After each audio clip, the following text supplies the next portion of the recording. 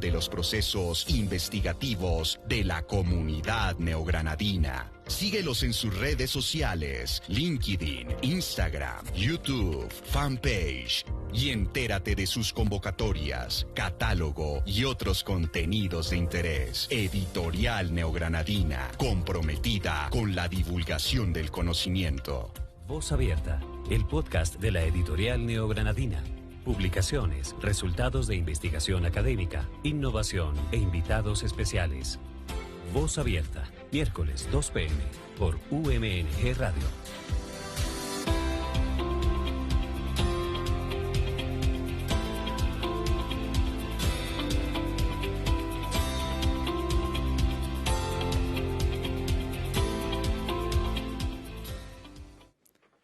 Buenas tardes para todos, un saludo muy especial para todos nuestros oyentes y aquí estamos con un nuevo capítulo de Voz Abierta, el programa de la Editorial Neogranadina con el apoyo de la UMNG Radio. Ya llevamos varios programas hablando de todo tipo de temas de investigación, de edición, ya hablamos de revistas científicas. Hoy nos toca un tema particular, es una palabra un poco extraña, un poco simpática. La palabra es pospublicación. Vamos a hablar de todo lo que es el proceso de pospublicación en la edición de textos científicos y académicos. Y para ello nos acompaña el día de hoy una persona muy especial, Juan Pablo. Cifuentes, gracias. Ay, Dios mío, me vas a matar, perdón. Juan Pablo Cifuentes, nuestro editor de pospublicación. Como te digo, Juan Pablo, todo el tiempo me olvido. Nuestro editor de pospublicación en la Editorial Neogranadina, que es la persona encargada de todos estos procesos. ¿Cómo estás, Juan Pablo? Muy bien, Manuel. Muchas gracias por la invitación. Tienes permiso de olvidarte de mi apellido en todo lo que sigue el programa. Qué pena contigo. Bueno, ¿cómo estás? No, bien, excelente. Contento de estar con ustedes acá en esta tarde y, bueno, contento de que abramos el espacio para hablar de todos estos procesos de postpublicación que son de tanto interés para las revistas de la universidad. Claro, sí, para todo tipo de publicaciones. Es interesante porque uno piensa, el público objetivo, o más bien, el público interesado, ¿cómo es que dicen aquí en la universidad? Los grupos de interés de las publicaciones suelen ser los lectores y suelen ser los autores, o sea, fundamentalmente son esos grupos, ¿cierto? Entonces uno piensa, ¿a ellos qué les interesa? ¿Dónde encuentro el contenido y cómo hago para publicarlo? Pero entonces usualmente uno piensa que esos procesos terminan cuando uno publicó la obra. Pero resulta que después de publicada apenas ahí empieza la verdadera diversión, ahí empieza la pospublicación. Bueno, antes de empezar con el tema, ¿cierto? Juan Pablo, cuéntanos un poco de ti. ¿Quién es? ¿De dónde vienes? ¿Para dónde vas? ¿Cómo es tu trayectoria? Bueno, yo soy un politólogo, soy egresado de la Universidad Nacional de Colombia, nacido acá en Bogotá.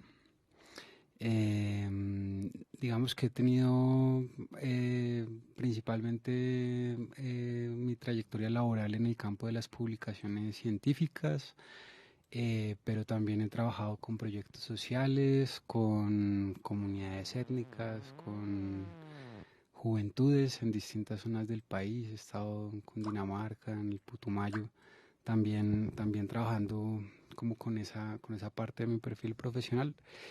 Y una parte pues muy importante y que a mí me gusta mucho, me apasiona mucho, es el tema de las publicaciones y de todo el tema de la gestión editorial. Fantástico. Es el primer politólogo del que hablamos en este programa. Hemos hablado mucho de historia, aquí ha habido historiadores, ha habido muchos filósofos, de hecho, eso llama bastante la atención. Pero bueno, para que vea que de todas las áreas del conocimiento casi hay posibilidad de dedicarse a las publicaciones científicas. Sí, a mí me dicen esto con alguna regularidad, que es curioso que yo como politólogo esté trabajando con publicaciones científicas y con el tema editorial. Em, Sucede porque yo me he involucrado con el tema editorial como un oficio, ¿no? Uh-huh. Digamos que yo empiezo a trabajar en esto siendo estudiante en una revista de la Facultad de Ciencias Económicas de la Universidad Nacional. Allí inicio como asistente editorial y allí fui aprendiendo el oficio. Y bueno, como tú sabes, no abundan las personas que tengan mucho conocimiento en este tema. Entonces Pues afortunadamente desde allí he podido crecer y seguir y he podido involucrarme en nuevos proyectos editoriales. Sí, y eso es bien interesante también. Hay todas las personas que conozco arrancan en este mundo de las cosas editoriales es sí, por cercanía con el oficio, usualmente desde estudiantes. Lo que yo también cuando yo estaba en la carrera también empecé, pero ni siquiera asistente editorial. Simplemente empecé ayudando fue con la digitalización de una revista, de los números viejos de la revista de la Facultad de Filosofía de la Javeriana, que se habían pasado a digital, pero tenían un poco de números viejos del 2000 poquito, del 90 y piola, que eso estaba solamente en físico. Y yo empecé fue por ahí, después ya fui asistente editorial y eso va. Pero bueno, para que vean todos los estudiantes que nos estén escuchando, siempre hay una posibilidad de aprender cosas en este ámbito, es muy chévere. Pregunten por la editorial neogranadina, los de la Universidad Militar. Sí, digamos que hay dos formas de involucrarse, ¿no? Digamos, si bien es cierto que en las publicaciones académicas y en el mundo editorial en general, las profesiones que suelen, digamos que son más comunes son los filólogos, los literatos, los comunicadores. Ese es como el target de la profesión. Uno también se puede involucrar a partir del área temática de las publicaciones, que fue mi caso. Digamos, yo por ser politólogo entré a trabajar con una publicación del área de las ciencias económicas. Y digamos que ese fue el gancho un poquito. Hay otro tema también muy importante con las publicaciones académicas, que son las políticas editoriales. Ahí hay otro tema familiar para mí como politólogo, y es el hecho de que cada publicación está adherida a un sistema de normas, a un sistema de reconocimiento, a unas reglas de juego en las que tiene que entrar y saber moverse para alcanzar cierta visibilidad y cierto posicionamiento. Y bueno, esa es otra de las funciones que yo desempeño acá en la editorial. Listo. Hablemos ahora sí. Ya empezamos, ya entramos en el tema sin darnos cuenta, yendo por laditos. Pero entonces, empecemos, como suelen empezar los filósofos, ¿qué es pospublicación? Esa palabra suena a postproducción, suena a lo que pasa después de la publicación. Esa sería la básica. Pero tratemos de definirlo. ¿Qué es la pospublicación? ¿Cómo lo trabajamos aquí en la editorial No Granada? Bueno, en términos muy escuetos, yo diría que la pospublicación acá en la editorial Neogranadina sucede una vez nosotros ya tenemos listos los documentos, los libros y las revistas. Es decir, una vez nosotros ya tenemos las versiones digitales y las versiones impresas, allí comienza a suceder la pospublicación. Involucra muchos procesos. Uno de ellos, la publicación web. Entonces allí empieza la pospublicación. Otro de ellos, el registro legal de las publicaciones, el depósito legal. Otro de los procesos, el posicionamiento y la divulgación, el posicionamiento en bases y en repositorios, en sistemas de indexación, etcétera. También el posicionamiento en redes académicas, en redes de citación. Entonces, sí, pospublicación es todo lo que sucede una vez ya tenemos el material listo, impreso o diagramado, y lo que buscamos allí es que llegue a los ojos del lector, y son todos esos procesos en los que se juntan los esfuerzos porque lleguen a los ojos del lector. Claro, es tomar el libro que ya está producido, ya está editado y ya está publicado, pero es ayudarlo a que se difunda, a que se posicione y a que se oficialice, por así decirlo. Exactamente. Son esas tres cosas, claro. Entonces eso es lo importante, porque uno puede, editamos un montón de libros, editamos un montón de revistas, hacemos un montón de trabajo de corrección de estilo, de edición de texto, de diagramación y de diseño, que todavía no hemos tocado ese tema, pero lo haremos. Y Y que todo eso se quede en un PDF muy bonito guardado en el archivo o en el drive de la editorial y no pasa nada, ¿cierto? Lo importante es que se vea y que se muestre.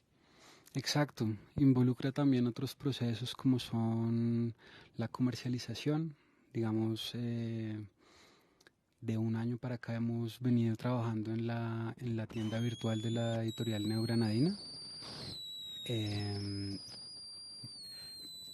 Es- que es un espacio propio creado por la universidad para la comercialización y la distribución de libros. Ujú. También involucra la participación en ferias y en eventos académicos, digamos, también contempla la participación en la Feria del Libro, en eventos de divulgación en estas ferias y en estos eventos. Entonces sí, está relacionado con todo lo que podemos llamar eh, posicionamiento y divulgación. Listo. Es importantísimo. En este momento, en la editorial, bueno, ya llevamos muchos procesos con nuestra tienda virtual para los libros y todo eso, pero tenemos un énfasis en este momento mayor en las revistas científicas.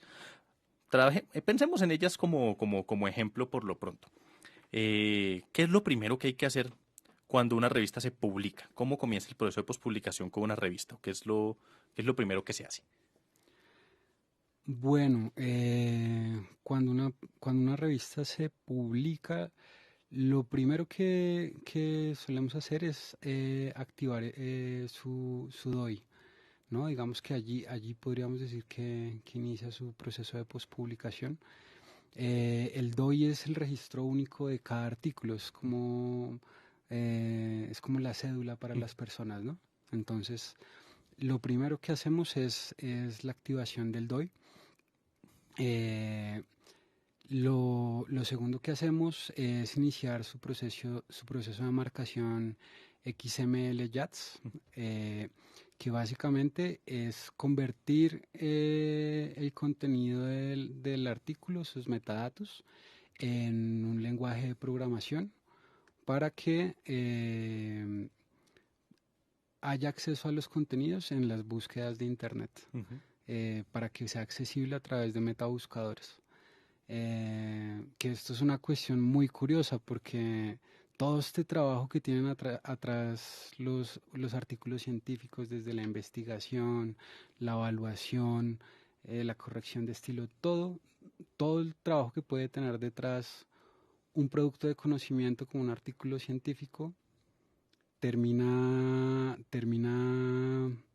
en la web como un metalenguaje de programación. Un poco así funciona hoy en día el conocimiento. Sí, todo termina en la web. Bueno, sí es bien curioso. Y también es todo el trabajo para que el artículo pueda convertirse en eso, porque pasamos de viles textos en Word, de viles textos en hasta versión PDF que tenemos, para que termine ya en información en lenguaje de programación en la web. Bueno, volvamos un momentico al DOI. El DOI porque eso es decir, una palabra muy importante, pero no sé qué tan conocida. DOI, las letras D-O-I, significa Digital Object Identifier, ¿cierto? Es un identificador de objeto digital. Correcto. Y eso es un numerito, como bien es una cédula que se le asigna a un objeto digital. Ahora, ¿un objeto digital qué es? Básicamente es un contenido publicable en la web, ¿cierto? Puede ser un artículo científico, entonces cada artículo tiene su DOI, cada artículo cuenta como un objeto digital, entonces tiene su DOI. Pero también puede haber, por ejemplo, la página web de una obra de arte, ¿cierto? Puede ser también algún archivo de imagen o algún archivo de video, esos también pueden ser identificados con DOI. ¿Y por qué es importante en DOI? Porque ese identificador, ese código, es lo que uno mueve por medio de la web. Eso es lo que aparece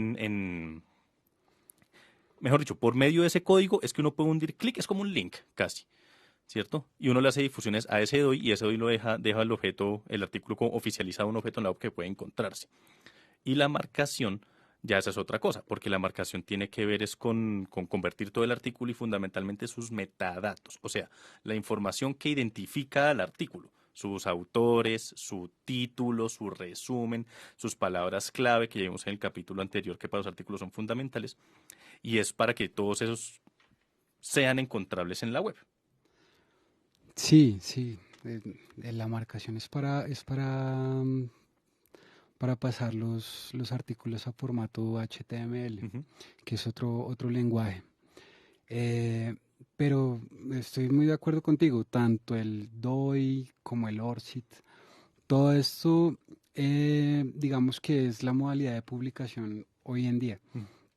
¿Qué sucede? Que tanto artículos como libros, como revistas, las revistas también tienen su DOI, como libros, todo autor y toda producción académica hoy en día tiene un identificador, porque estos productos académicos están siendo constantemente medidos.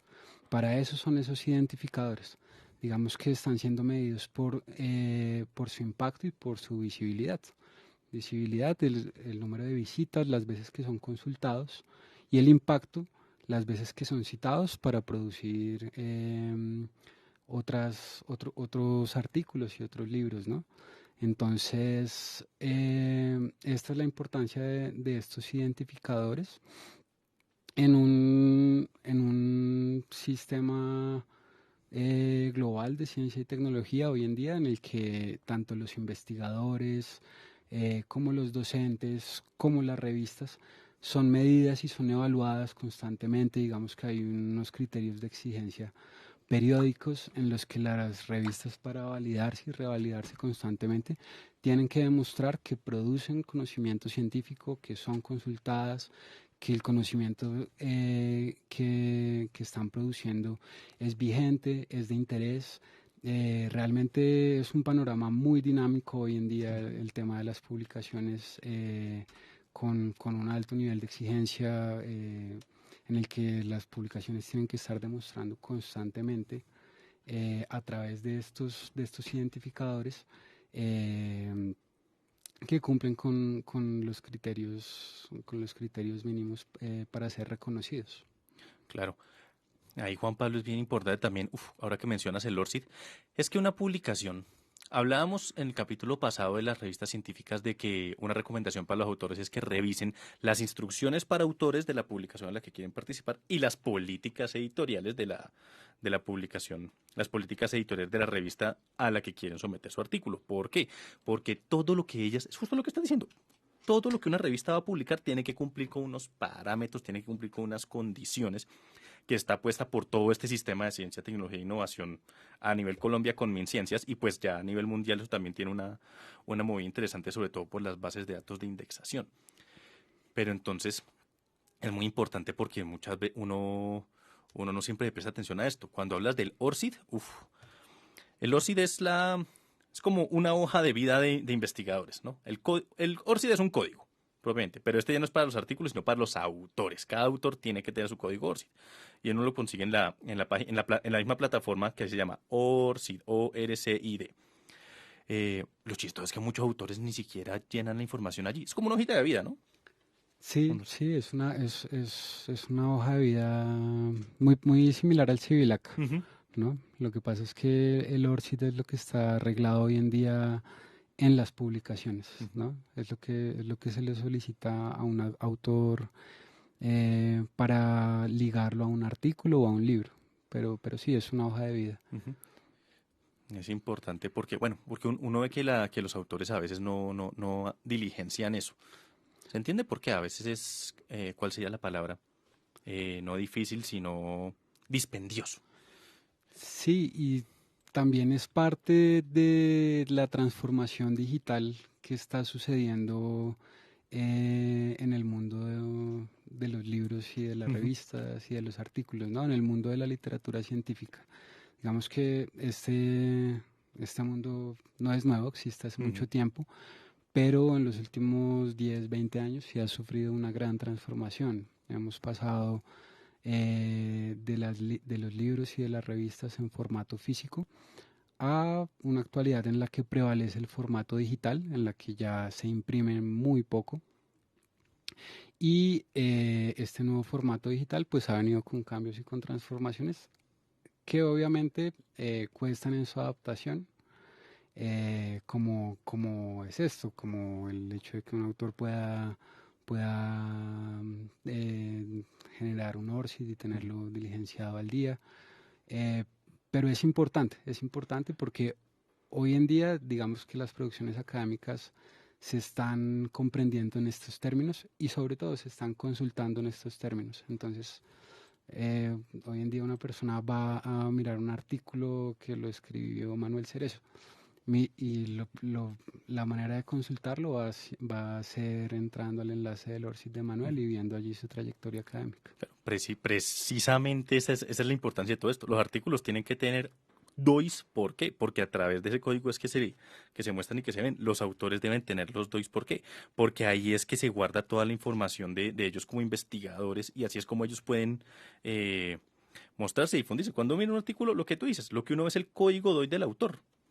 Y ahí es que uno va a ver de qué temas ha escrito, qué publicaciones ha hecho, cuáles son los aportes que ha hecho, y así es que se forman alianzas, así es que se buscan pares académicos también para evaluaciones, así, o sea, casi todo funciona ya es en ese mundo digital. Exacto, sí. Sí, es un panorama completamente distinto el de la literatura científica hoy en día a hace 20 años.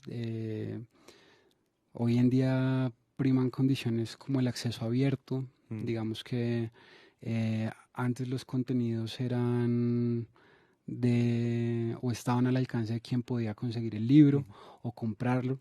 Hoy en día todo está en la red, en acceso abierto. Puedes consultar un artículo publicado por un investigador de la China, de Rusia, bueno, de donde sea, y todo está a un clic de distancia. Pero para que todo esto funcione, pues es necesario un correcto funcionamiento y claramente es complejo, pero pues bueno, digamos que también es comprensible, nos podemos poner al día con todo esto y una vez, digamos que uno lo comprende, los beneficios son enormes, principalmente pues la ventana de conocimiento global que tienes a tu disposición, tanto como consultor como también si quieres escribir y quieres alcanzar audiencias en todo el mundo. Claro. Ahí es, Juan Pablo, quería preguntarte unos temas particulares. Todo esto también es importante para que el conocimiento que se publica pues sea accesible y también para que tenga posicionamiento, que esa es la otra. Todas las condiciones que se le ponen a las revistas, todas las condiciones que se le piden a los autores de los artículos, ¿son para qué? Para que los artículos puedan, fundamentalmente para poder entrar en bases de indexación, en ciertas bases de indexación. Pero entonces, ahí la pregunta. ¿Qué es indexación? ¿Qué son esas bases? ¿Por qué? ¿Por qué ellas nos exigen todos estos requisitos? Vale, sí, bueno, em, indexación es una palabra muy general, digamos que hace referencia a la circulación de información y de contenidos en plataformas especializadas. Puede ser cualquier plataforma. No sé, si tú subes un libro tuyo a un perfil de una red social tuya, lo estás indexando de cierta manera. Ahora, ¿qué sucede?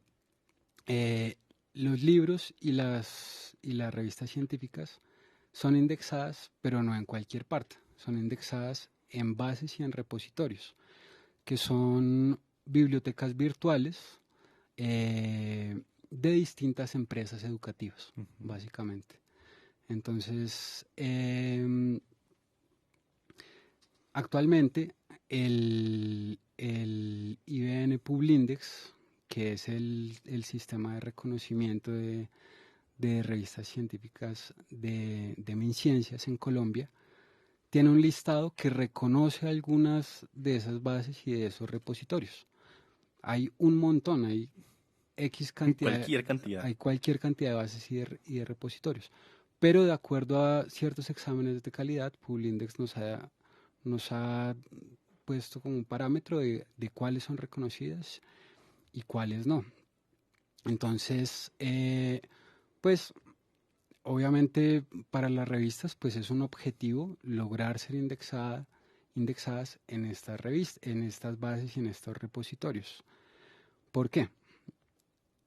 Básicamente porque es un atajo, es un es una manera muy eficiente de adquirir citaciones. Cuando un estudiante, un semillero, un grupo de investigación, un investigador, un docente, está haciendo un producto académico de cualquier tipo, la forma de hacerlo es entrar a estas bases y a estos repositorios de conocimiento validado y buscar referencias que validen y que nutran su producto académico. Entonces, por eso las revistas científicas buscan estar indexadas allí para que sus contenidos sean consultados. En términos un poco maquiavélicos, lo que dicta el impacto de una revista no es cuántas personas la leen, sino cuántas personas la citan, ¿no?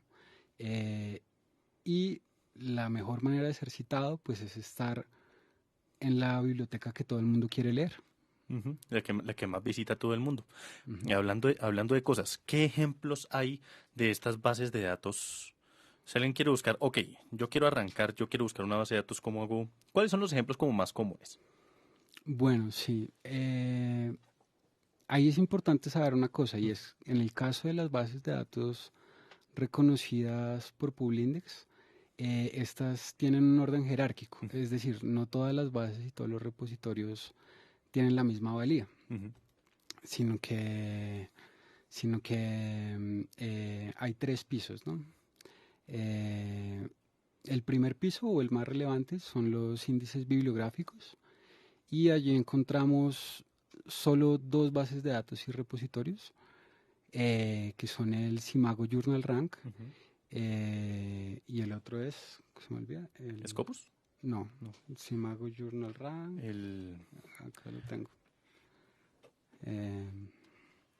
JCR y SJR, y el Journal Citation Reports. Qué pena, se me había ido la paloma. Entonces, estos son, pues, la cabeza de la producción científica editorial en el mundo, podríamos decir. Gracias, André. Estas son la cabeza de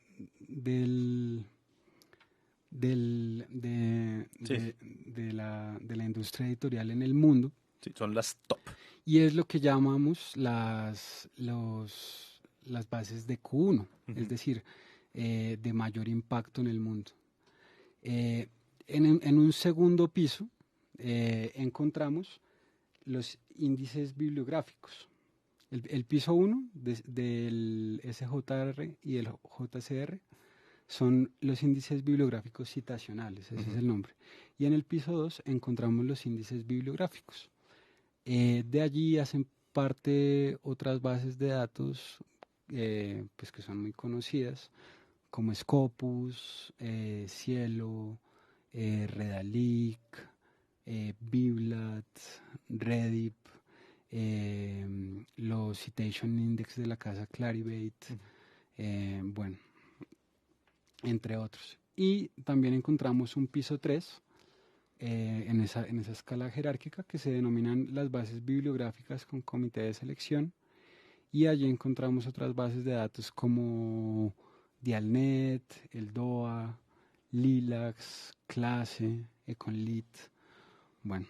Muchas de ellas ya son específicas como para áreas de conocimiento. Econlit es para ciencias económicas, por ejemplo. Econlit es para ciencias económicas. Si el listado de CIRES reconocidos ahorita por Publindex son aproximadamente unas 50 bases y repositorios. Hay hartas.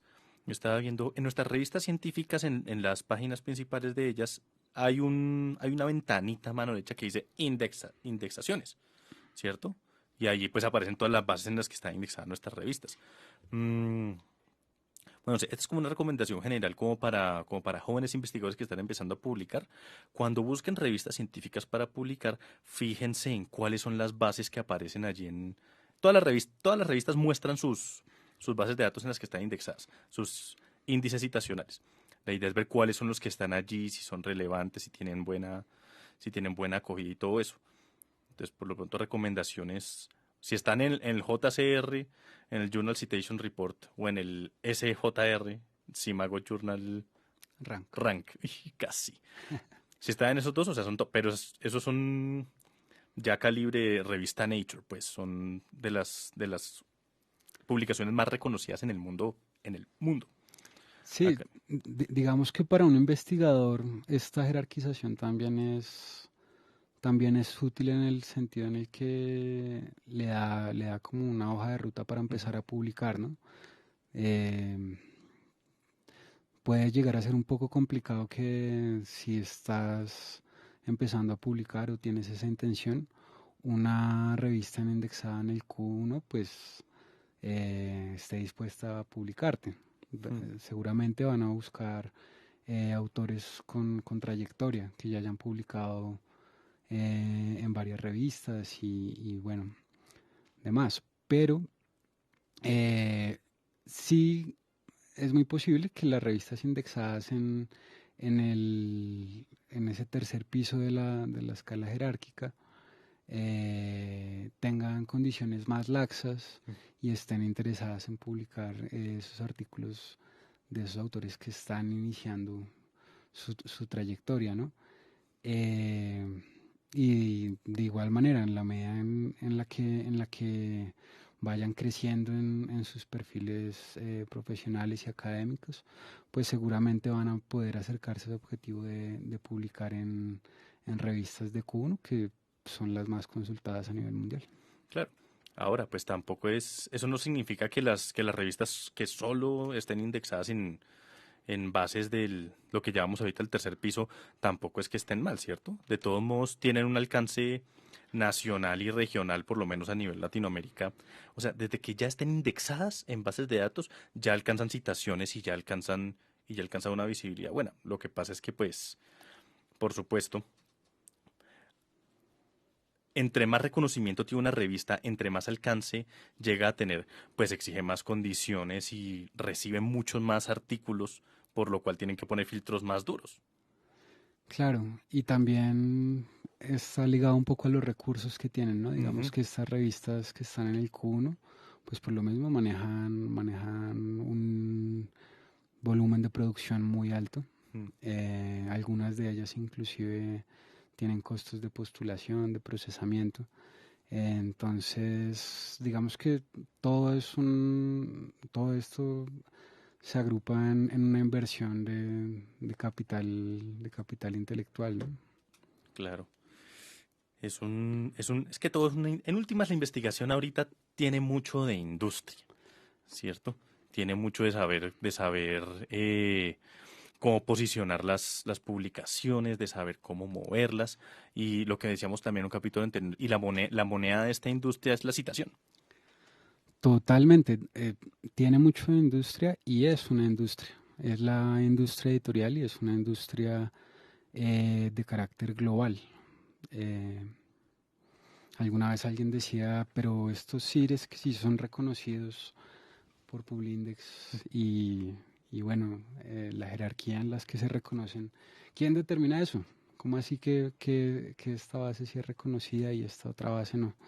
Pues bueno, la determina un poco la industria misma, ¿no? El Ujú. comportamiento del mercado de la industria misma.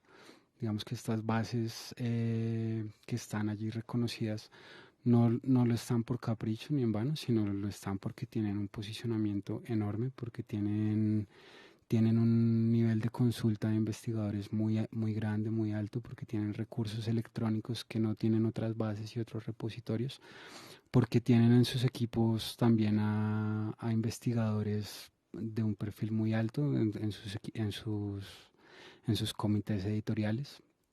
Entonces sí, claramente es la industria del conocimiento contemporáneo, con pros y contras de que tenga esa connotación de industria, ¿no? Digamos, pues un pro, lo que ya mencionamos, y es que hay una orientación grande a que estos contenidos sean de acceso abierto, pero no todos los contenidos son de acceso abierto. Ujú. Digamos que eso es un campo que se está definiendo, pero sí es muy favorable que muchas de esas investigaciones pueden ser consultadas por Sí, por la mayoría de las personas. En el caso de los estudiantes y de la comunidad universitaria, Ujú, de la universidad, a través de sus usuarios, del Centro de Recursos de Bibliotecarios, se llama, ujú. de la biblioteca virtual. Es, es importante. Ahí también hay otro detalle, y es claro, las publicaciones tienen que cumplir con estos requisitos, ¿cierto? Con eh, pues el nivel de los autores, por así, la trayectoria de los autores que van a publicar en ellas, los filtros en términos de evaluación por pares académicos que tienen que cumplir, las revistas tienen que también tener una declaración de ética, ¿cierto? Ya hablando de políticas, claro, dentro de esta industria, como hay unas reglas de juego que están aplicándose, ¿cierto? Con base en eso ya se determinan unos criterios para que las bases de indexación, las bases citacionales y todo esto, pues reciban y puedan contener a las revistas científicas. Las revistas científicas, para poder entrar allí, pues tienen que determinar sus lineamientos de publicación y eso es lo que delimitan en sus políticas editoriales. Ellas especifican aquí qué tipo de textos recibimos, qué criterios tienen que cumplir y allá hay un montón de cosas como declaración de ética y todo eso. Esa parte es importantísima, de hecho. Sí, sí, digamos que todo este tema de las políticas editoriales está orientado por las exigencias de las mismas bases y de los mismos repositorios, a las que están alineadas con las exigencias del mismo Publindex. Eh, y es todo apuntando hacia el mismo lado y es hacia la garantía de la calidad editorial. Ujú, Se está publicando bajo ciertas reglas de juego que buscan principalmente que haya un comportamiento ético en la producción de la ciencia. ¿A qué se refiere ese comportamiento ético? Que los artículos que se publiquen sean inéditos, que no se hayan publicado antes, para que no caigamos en una dinámica de producir por producir, ujú. Eso es, ahí hay de publicar por publicar. hay una palabra que usan que es las famosas publicaciones salami, que llaman. Ajá. Esas que es lo típico, un investigador cualquiera escribe un texto y eso lo presenta en un evento como ponencia, luego el mismo texto lo presenta en una revista como artículo, luego lo presenta en otro lado como reseña de no sé qué, o sea, coge la misma publicación y la parte como salami y la publica en todos los que pueda. Exacto, para eso son todas estas políticas editoriales que están orientadas a la calidad de las publicaciones, la ineditud, como, Ujú, como lo acabamos de mencionar, también el sistema de evaluación y arbitraje de los artículos que se realice por pares académicos en un sistema doble ciego, un código de ética y de buenas prácticas editoriales para garantizar que haya transparencia por parte de la editorial en cuanto a los contenidos que publica, los criterios de endogamia que buscan que las revistas no publiquen los artículos de los autores de su misma universidad, sino ujú. que publique investigaciones externas principalmente, ¿sabes? Para que no se vuelva pues una cuestión de que la revista le publica a sus profesores y todo el mundo se hace el favor. No, realmente en las revistas de la universidad publican principalmente autores internacionales y nuestros autores de la universidad publican principalmente en revistas Sí. externas. Eso es algo como contraintuitivo, ¿no? Porque uno diría, la revista de la Universidad Militar Nueva Granada, y de esto creo que el tema lo tocamos muy tangencialmente en el capítulo pasado. Es que estos dos capítulos están muy conectados. Claro, pero la revista científica de la Universidad Militar Nueva Granada publica muy poquito de profesores de la Universidad Militar Nueva Granada. ¿Por qué? Por cumplir con este criterio de endogamia. El objetivo último de las publicaciones seriadas de las revistas científicas, pues es difundir conocimiento y garantizar su calidad académica, ¿cierto? Pero entonces, como para, ¿cómo decirlo? Para mantener ese estándar ético, ¿cierto? Por eso es que Publindex nos exige, ¿cierto? Y muchas bases de datos exigen que haya un máximo de publicaciones internas. del 10%, creo que es lo que estamos manejando ahorita. Pero claro, porque ¿cuál es la función de esta revista? Es difundir conocimiento, no solamente aquí para afuera, sino es interconectarlo entre las otras instituciones. Sí, hay dos criterios que se están evaluando actualmente, que es la diversidad institucional, pero Ujú. también la diversidad geográfica y de idiomas, inclusive. Eh, Porque lo que se busca es promover los diálogos en torno a la ciencia y la innovación en redes académicas globales, no que eh, la investigación producida en la universidad se quede en la universidad, sea discutida en la universidad y no salga de ahí, todo lo contrario, lo que se busca es circulación, lo que se busca es diversidad. Claro, ahí, listo. Una última pregunta técnica en cuanto a, ya hablamos de los DOI para los artículos. Ahora, DOI se aplica a los artículos de las revistas, pero los libros también tienen DOI, las publicaciones de memorias también tienen DOI, y está el ORCID para los autores. Pero hay otros códigos que son como trabalenguas que también son muy famosos, que son el ISBN y el ISSN, ¿cierto? Pero estos ya son particulares. ¿Qué son estos dos, qué son estas dos cosas? El ISBN y el ISSN. Bueno, el ISBN es el código único de registro de un libro Ujú, y el ISSN es el código único de registro de una revista. También está el EISSN, ujú. que es el código de registro único de las revistas electrónicas. Y bueno, esto sucede porque cada libro o cada revista que es publicada debe tener una existencia legal Ujú. en el mercado para poder ser comercializada, para ser reconocida por MinCiencias en el caso de Colombia, o bueno, por las autoridades de ciencia y tecnología de cada país. Ujú. Entonces, es importante que para que una producción literaria pueda circular, debe tener un reconocimiento para que pueda ser comercializada también. Claro. Y el ISBN es exclusivo para libros, específico para libros, y el ISSN es específico para las revistas, pero no ya para cada artículo, sino para la publicación como tal. La revista Facultad de Ciencias Económicas tiene su ISSN y su EISSN, y así cada una de las revistas. Correcto, correcto, correcto. Sí, y bueno, en este sentido es importante también tener en cuenta que a través de estos registros ocurre también la circulación de los contenidos.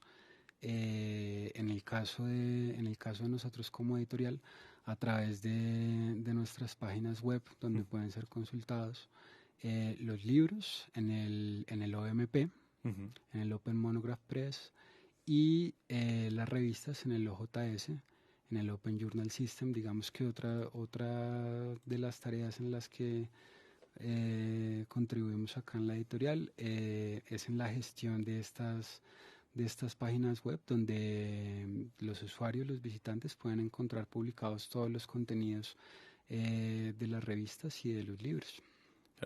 Esos ya, sí, esas son las plataformas que manejamos que ya se pueden encontrar por Google. Sencillito, revistas científicas UMNG y ahí los lleva a nuestra plataforma OJS. O busca Editorial Neogranadina en internet y ahí los lleva directamente a nuestro catálogo de libros. Ese es el OMP y el OJS es el de las revistas. Correcto, correcto. Y digamos que el funcionamiento de estas plataformas pues es muy entretenido porque es muy interactivo. Digamos que todo lo que hemos hablado, la gran ventaja es que en el mundo contemporáneo digital de la literatura científica, todo está ligado en el mismo lugar, en la página web. Ujú. Allí encuentran los libros con su DOI, pero también encuentran ahí mismo publicado el ORCID de los autores, allí mismo los pueden consultar, allí mismo encuentran los enlaces de las bases y de los repositorios donde los libros y las revistas están indexadas. En el caso del OMP, de la plataforma de los libros, allí mismo encuentran los enlaces a la tienda virtual, Ujú. donde pueden acceder a a la compra de los libros en físico.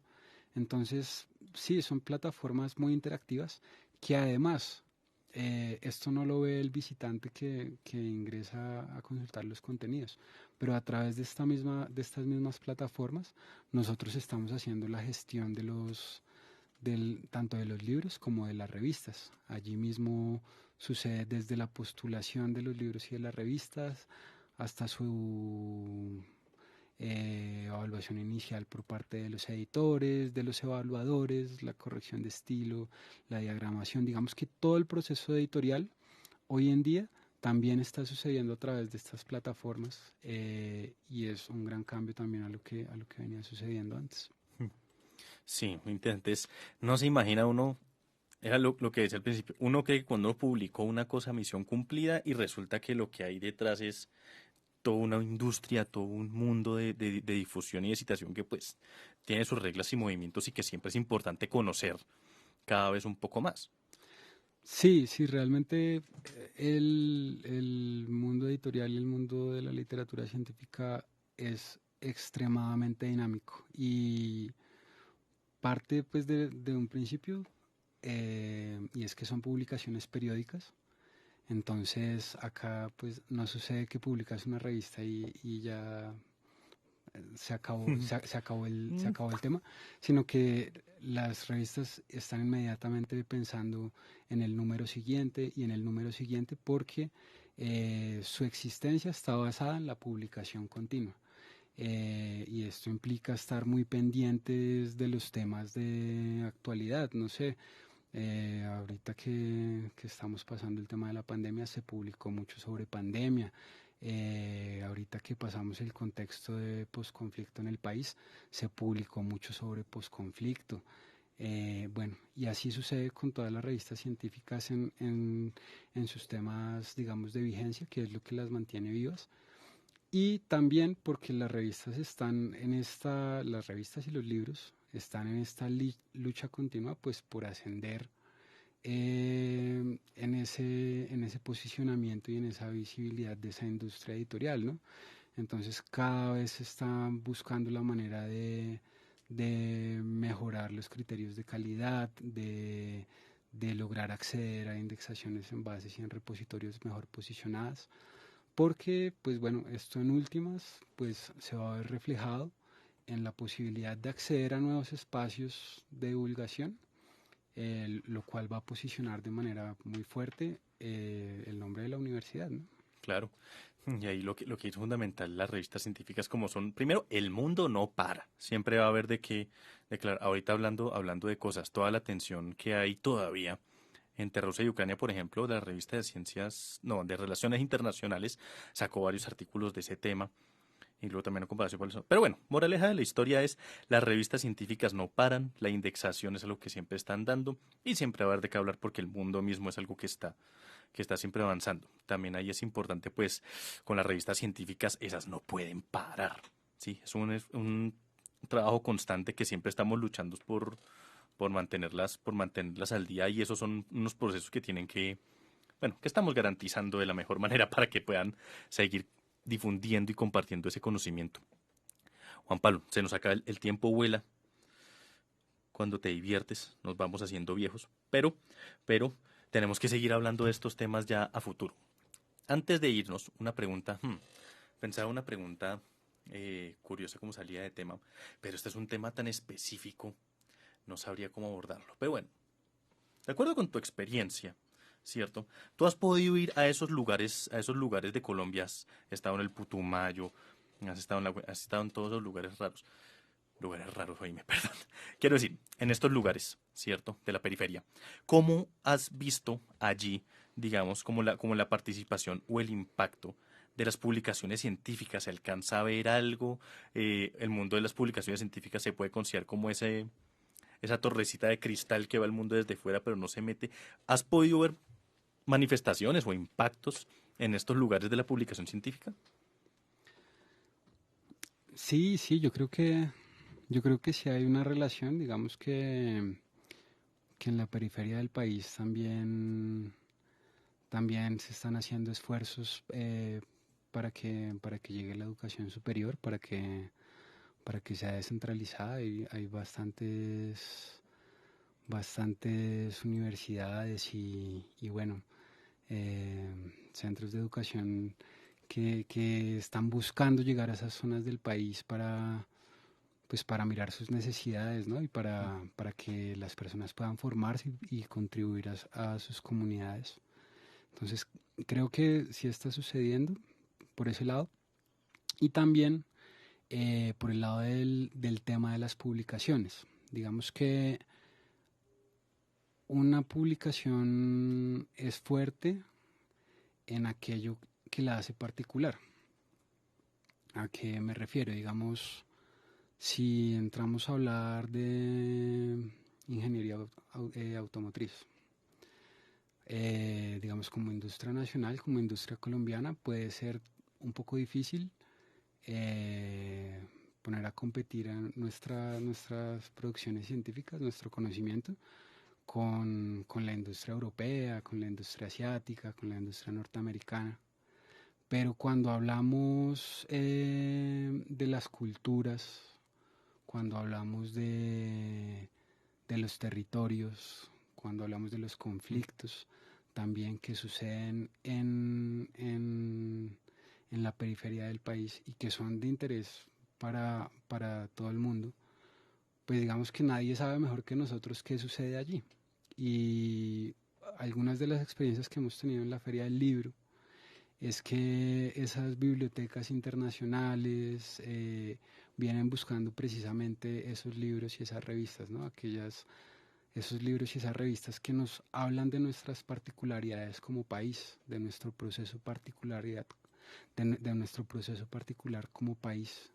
Y creo que allí es donde está la principal fortaleza en general para el panorama colombiano, para salir a competir en esa industria editorial global. Digamos, ahí está la fortaleza, hablar de nuestras particularidades, hablar de nuestra realidad, de nuestra cultura, de nuestros territorios. Y ya, sí es eso. No, pero mira, eso es como un llamado bien interesante al conócete a ti mismo, pero a nivel Colombia. Queremos contribuirle al mundo con conocimiento. No necesitamos dedicarnos a escarbar que hay en otros lugares, preguntar qué están investigando en el mundo. Pues en Estados Unidos están investigando la evolución del petróleo y no sé qué investigamos. No, Colombia tiene unas realidades ya bastante fuertes e investigar eso ya va a aportar lo suficiente. O sea, conócete a ti mismo. Bacano, bacano. Y es lo que despierta el interés afuera. O sea, la experiencia nos ha dicho eso, la experiencia nos ha dicho que las personas que están en otros países, cuando buscan leer a un investigador, una investigación colombiana, buscan conocer algo de Colombia.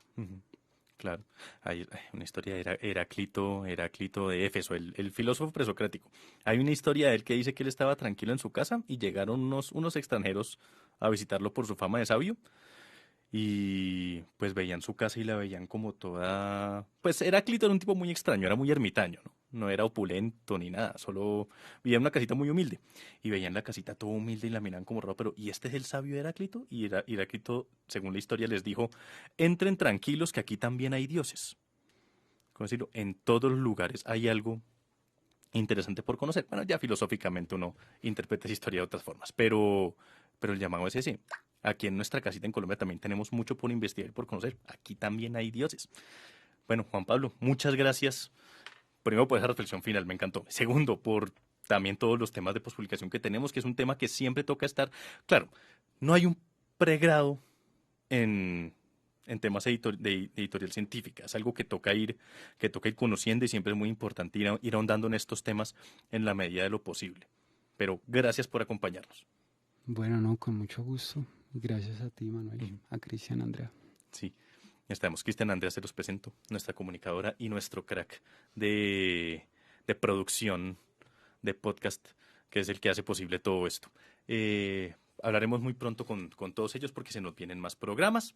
Gracias por acompañarnos en el programa del día de hoy. Espérenos en un próximo capítulo y un saludo muy especial para todos. Recuerden visitarnos, búsquenos por redes sociales, busquen Editorial Neogranadina, busquen las políticas editoriales de nuestras revistas, busquen la política editorial de la editorial. Todo eso está, ahí tenemos todos los temas de los que estamos hablando ahorita. Nos vemos muy pronto. Véanos en un próximo capítulo. Hasta luego.